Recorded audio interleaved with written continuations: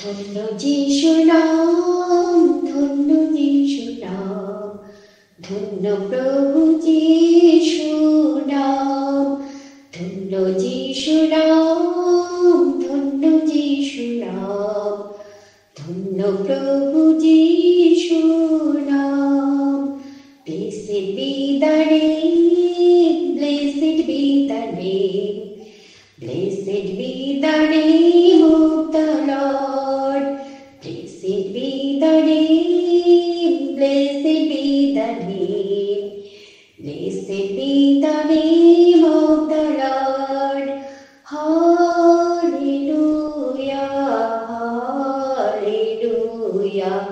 Blessed be the name of the Lord. Hallelujah, hallelujah.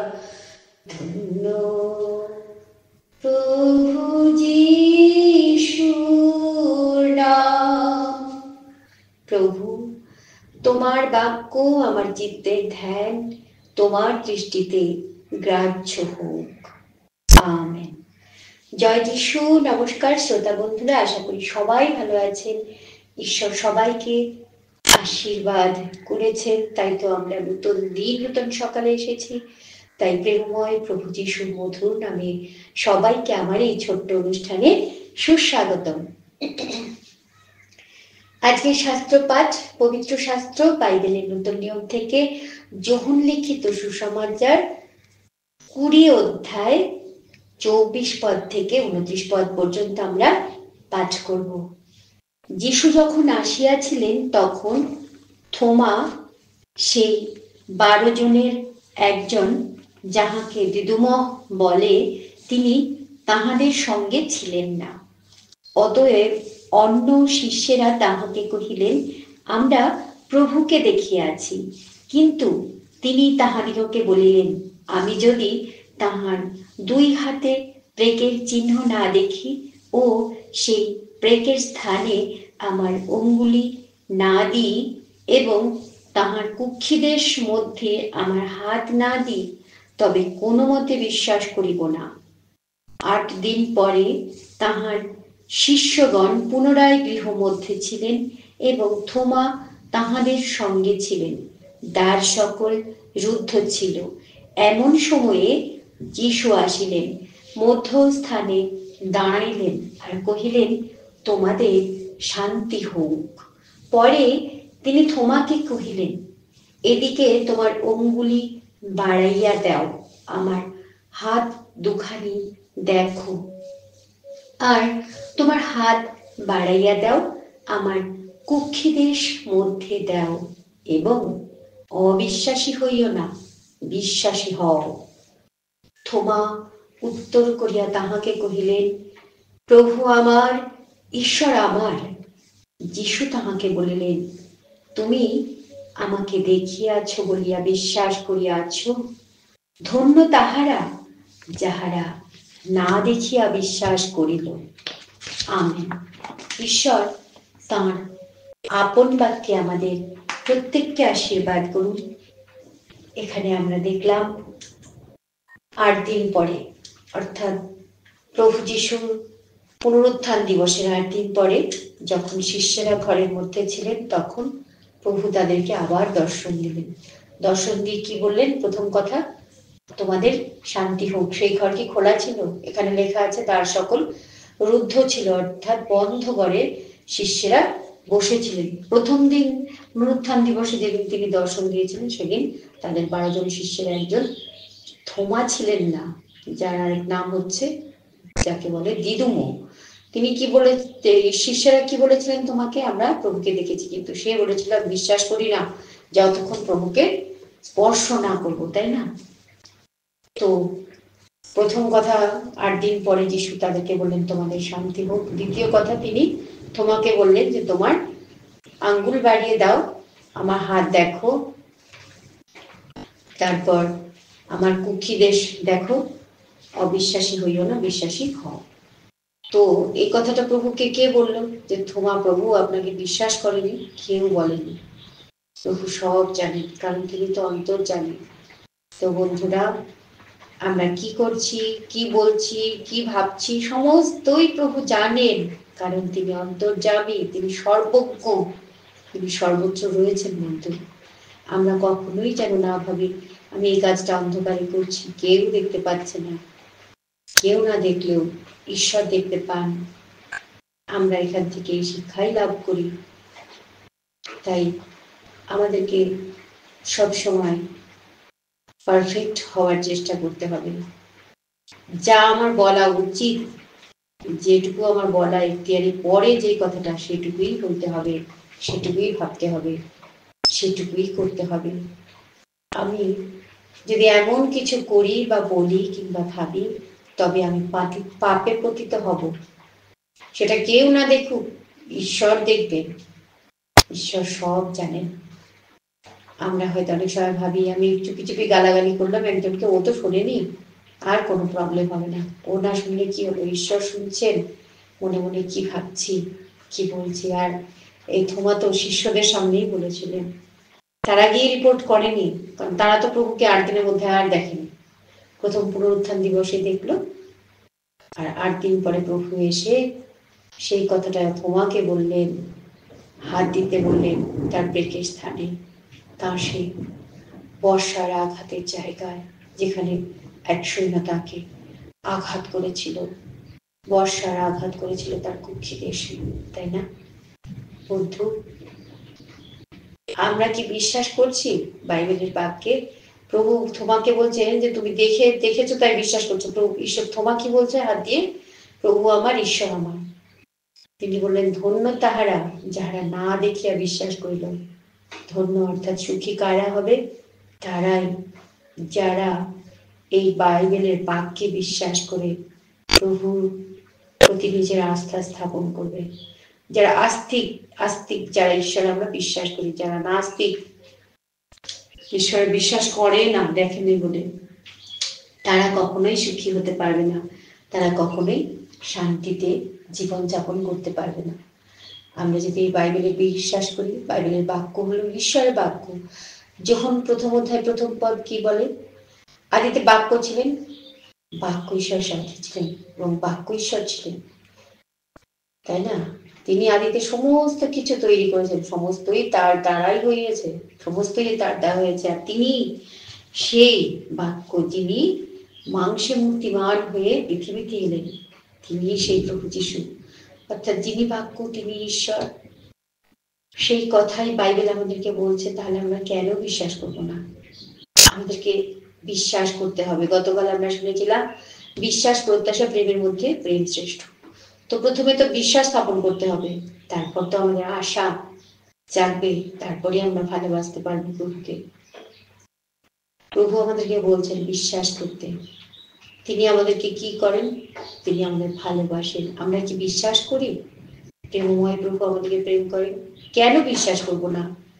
তিনি তো আমাদের জন্য পৃথিবীতে এলেন, তার মূল্যবান রক্ত দান করলেন, আমাদের পাপের ভার গ্রহণ করলেন, অপমানিত লাঞ্ছিত হলেন, বেত্রাঘাত সহ্য করলেন, 40 বেত্রাঘাত, ক্ষত বিক্ষত হলেন, আমার আর আপনার পাপের বোঝা বহন করলেন। কে বলছে? বাইবেল বলছে।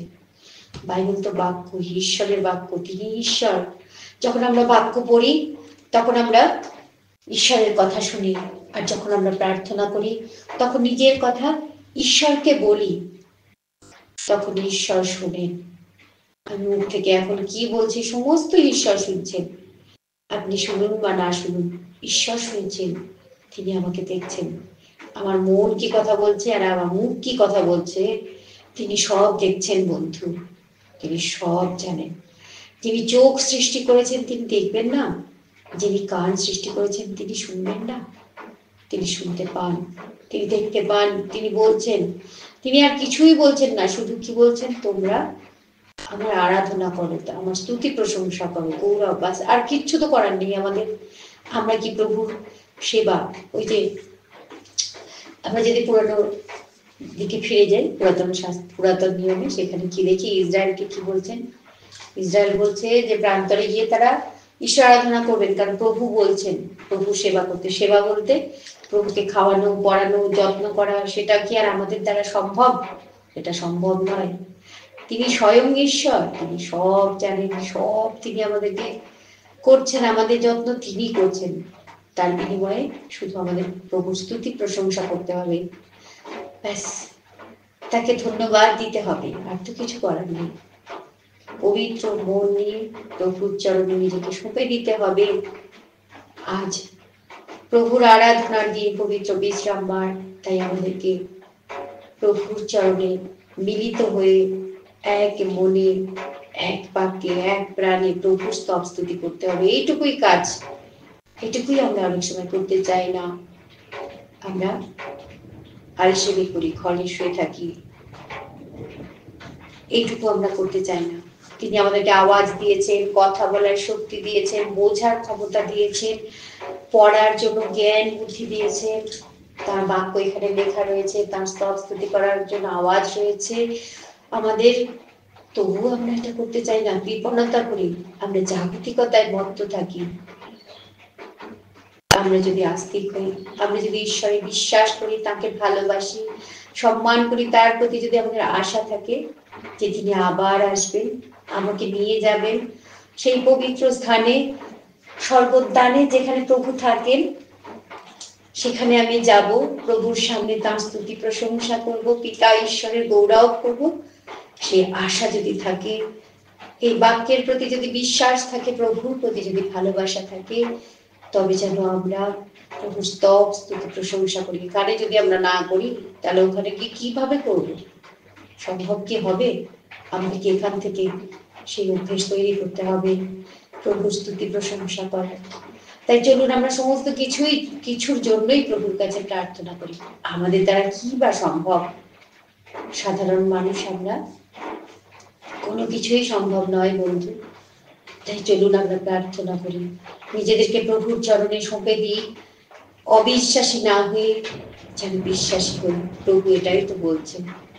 নতুন দিন, নতুন সকাল পেয়েছি। আজ এপ্রিল মাসের শেষ রবিবার।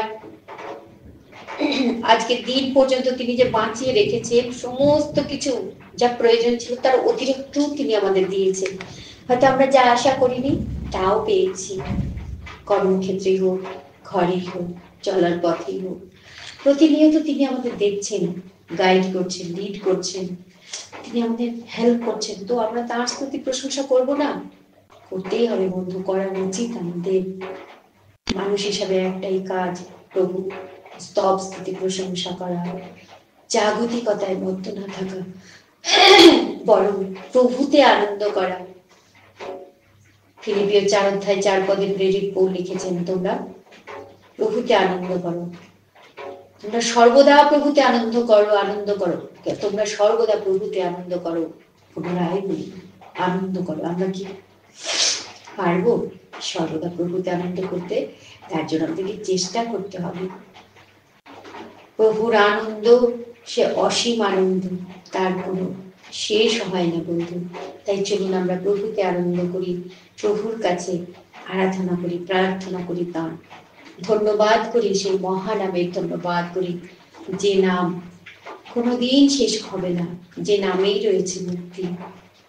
চলুন আমরা সেই নামে, সেই মহান প্রেমময় প্রভুর নামে স্তব স্তুতি প্রশংসা করি। চলুন আমরা প্রার্থনা করি, এই সুন্দর বাক্যের জন্য প্রভু ধন্যবাদ করি। ধন্যবাদ, ধন্যবাদ, ধন্যবাদ পিতা ঈশ্বর, পুত্র ঈশ্বর, পবিত্র আত্মা সত্য মহান। ধন্যবাদ করি কি তোমার নাম পবিত্র বলিয়া মান্য হোক, তোমার রাজ্য আসুক, তোমার ইচ্ছা সিদ্ধ হোক, যেমন স্বর্গে তেমনই পৃথিবীতেও হোক, তেমনই পৃথিবীতে উপকৃত। তুমি নতুন দিন দিলে, নতুন সকাল দিলে, যা প্রয়োজন ছিল তা দিলে, তোমার মধুর বাক্য দিয়ে তুমি আমাদেরকে বুঝিয়ে দিলে যে তুমি সব জানো, সব দেখো, সব শোনো প্রভু। তাই আমরা কি বলছি, কি করছি, কি ভাবছি, তা যেন সঠিক হয় প্রভু। হে অন্তর্যামী সর্বশক্তিমান পরম পিতা, তুমি আমাদেরকে ধর্ম দিয়েছ, তুমি আমাদেরকে বলেছ সুখী হতে পারি আমরা তবে যদি আমরা না দেখি তোমাকে বিশ্বাস করা উচিত প্রভু। তোমার এই বাক্য কখনো মিথ্যা হতে পারে না, কারণ তুমি বাক্য, তুমি ঈশ্বর, তুমি আদি, তুমি অনন্ত, চিরসত্য, সুন্দর, প্রেমময় পরমেশ্বর। ধন্যবাদ করি প্রভু, আজকে দিন পর্যন্ত বাঁচিয়ে রেখেছো, যা প্রয়োজন ছিল তার অতিরিক্ত দিয়েছো। হে পবিত্র আত্মা ঈশ্বর, তুমি এখানে উপস্থিত হয়েছে, আমি বিশ্বাস করি তুমি আমার আরাধনা, বাক্য পাঠ, বাক্যালোচনা, প্রার্থনা সমস্ত শুনছো, আমাকে লিড করছো, গাইড করছো, হেল্প করছো। তো সো থ্যাংক ইউ লর্ড। আমার শ্রোতা বন্ধুরা যারা এই বাক্য শুনবে, তুমি তাদের সমস্ত শুভ ইচ্ছাগুলো পূরণ করো।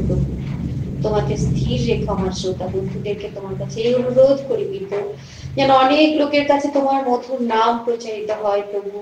পৃথিবীর কোনো মানুষ যেন তোমার বাক্য থেকে বঞ্চিত না হয় পিতা। সবার কাছে তোমার বাক্য তুমি ছড়িয়ে দাও, ছড়িয়ে দাও পিতা। তোমার কাছে অনুরোধ লোক পিতা, যা কিছু অন্যায় করেছি মুক্ত পর্যন্ত সমস্ত কিছুর জন্য ক্ষমা প্রার্থনা করি।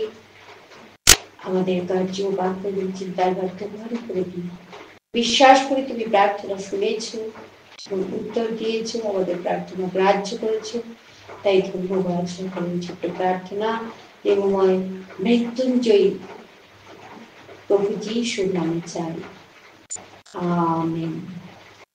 হে আমাদের সর্বস্থপিত, তোমার নাম পবিত্র বলিয়া মান্য হোক, তোমার রাজ্য আইসুক, তোমার ইচ্ছা সিদ্ধ হোক, যেমন স্বর্গে তেমন পৃথিবীতেও হোক। আমাদের প্রয়োজনীয় খাদ্য আজ আমাদিগকে দাও, আর আমাদের অপরাধ সকল ক্ষমা করো, যেমন আমরাও আপন আপন অপরাধীদিগকে ক্ষমা করিয়াছি। আর আমাদিগকে পরীক্ষাতে আনিও না, কিন্তু মন্দ হইতে রক্ষা করো, কারণ রাজ্য, পরাক্রম ও মহিমা যুগে যুগে তোমারই নামে হোক, আমেন। জয় যিশু, জয় মাসিকি, praise the Lord, praise the Lord. শ্রোতা বন্ধুরা সবাই খুব ভালো থাকবেন, ঈশ্বর সবাইকে আশীর্বাদ করুন, প্রত্যেকের শুভ ইচ্ছাগুলো সুসম্পন্ন করুন। আজকের দিন আনন্দের সঙ্গে, প্রভুর আনন্দে মেতে উঠুন, সবার খুব সুন্দরভাবে অতিবাহিত হোক, এই শুভকামনার সাথে আমার অনুষ্ঠান শেষ করছি। Take care, have a nice day.